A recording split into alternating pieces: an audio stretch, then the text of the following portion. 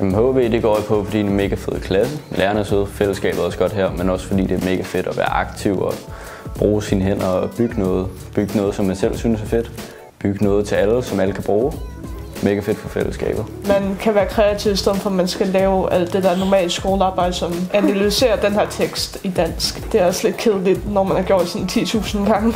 Jeg synes, det er fedt, der ikke er eksamener, fordi at jeg er meget skoletræt.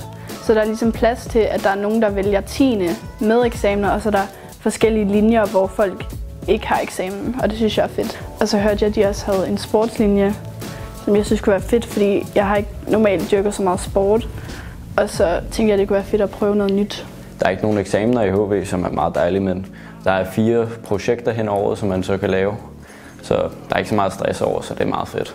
Lige nu der er vi i gang med det, vi kalder Projekt Prag, hvilket var her sidste uge, der var vi i Prag. Og så skulle vi tage en masse billeder, og så lige nu der er vi i gang med collage.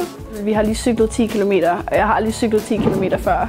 Så det var fedt at prøve, og vi kommer også meget ud, og vi skal også ud og se nogle sportsgrene som fodbold og håndbold og sådan noget, så det er også fedt.